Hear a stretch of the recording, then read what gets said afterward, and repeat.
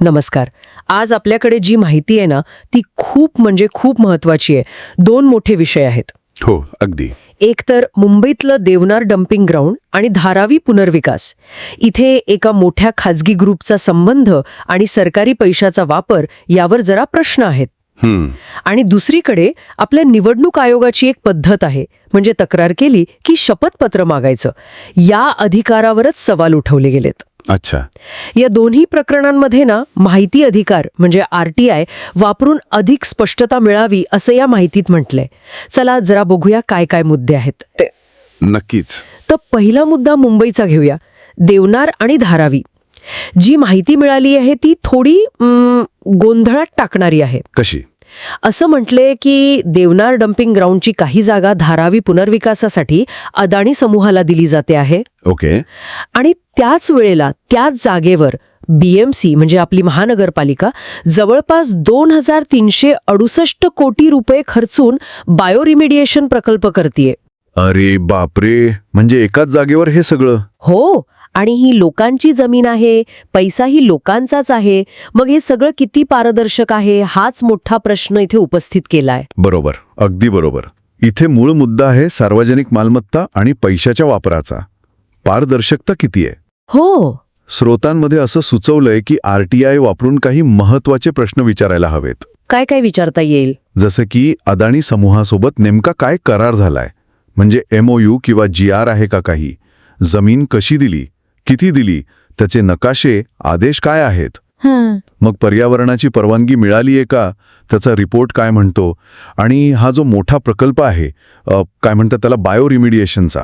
हो, कचऱ्यावर प्रक्रिया करण्याचा. त्याचं टेंडर कसं झालं, नक्की किती खर्च झालाय आणि याचा पर्यावरणावर, लोकांच्या आरोग्यावर काय परिणाम होऊ शकतो, ही माहिती पण मागायला हवी. आणि सगळ्यात महत्वाचं म्हणजे पैशांचं गणित. अगदी. खाजगी गुंतवणूक किती आणि जनतेचा पैसा किती, हे प्रमाण काय आहे हे स्पष्ट व्हायला हवं असं स्रोत म्हणतो. कारण तरच कळेल ना की सार्वजनिक साधनं खाजगी फायद्यासाठी वापरली जात नाहीयेत. आणि ही माहिती सहजासहजी मिळत नाही असंही दिसतंय. म्हणूनच RTI महत्वाचा ठरतो, नाही का? बरोबर. माहिती सहज मिळत नाही, म्हणूनच RTI हे नागरिकांसाठी एक महत्वाचं हत्यार आहे असं या स्रोतांमध्ये म्हटलंय. हे झालं मुंबईचं प्रकरण, पण दुसरा मुद्दा पण तितकाच गंभीर वाटतोय मला. तो थेट आपल्या लोकशाही प्रक्रियेशी संबंधित आहे, निवडणूक आयोगाबद्दल. हो, तो काय आहे? माहितीत असं म्हटलंय की समजा मतदार यादीत किंवा EVM मध्ये काहीतरी गडबड आहे अशी तक्रार केली कोणी, तर निवडणूक आयोग म्हणे तक्रार करणाऱ्याकडून शपथपत्र मागतो, म्हणजे ॲफिडेव्हिट. अच्छा, ॲफिडेव्हिट कशासाठी? हाच प्रश्न आहे. स्रोतांमध्ये यामुळे सवाल विचारलाय की आयोग स्वतःला कायद्यापेक्षा मोठा समजतोय का? बापरे, हा तर मोठा घटनात्मक प्रश्न दिसतोय. हो ना. म्हणजे मुख्य कायद्यांमध्ये रिप्रेझेंटेशन ऑफ पीपल ॲक्ट 1951 किंवा कंडक्ट ऑफ इलेक्शन रूल्स 1961, यात कुठे आयोगाला असा शपथपत्र मागण्याचा स्पष्ट अधिकार दिलाय का, हा मूळ प्रश्न आहे. आणि जर नसेल दिला, मग आयोग कोणत्या आधारावर हे मागतोय, हाच कळीचा मुद्दा आहे. स्रोतांनुसार यामुळे होतं काय की सामान्य नागरिक किंवा उमेदवार त्यांच्यावर उगाच भार पडतो. अगदी.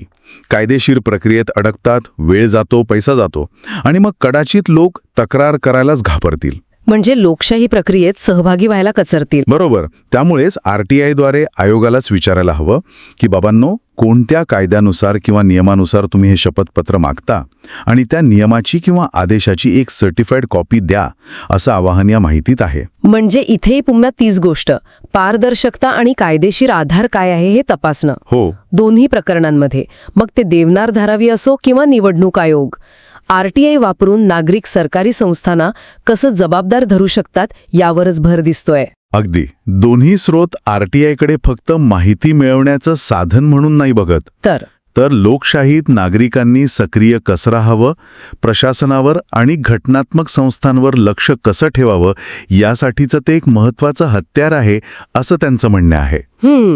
एका स्रोतात एक वाक्य खूप छान आहे, लोकशाही मतदानाने चालते, पण ती प्रश्न विचारण्याने टिकते आणि मजबूत होते. वाह, हे वाक्य खरंच विचार करायला लावणार आहे. दोन्ही प्रकरणांना लागू होतंय. बरोबर. तर आज आपण 2 महत्त्वाच्या विषयांवरची माहिती पाहिली. एक म्हणजे देवनार धारावी प्रकल्पात पारदर्शकतेचा अभाव आणि पैशाचा वापर, आणि दुसरा म्हणजे निवडणूक आयोगाच्या शपथपत्र मागणीच्या अधिकारावरचं प्रश्नचिन्ह.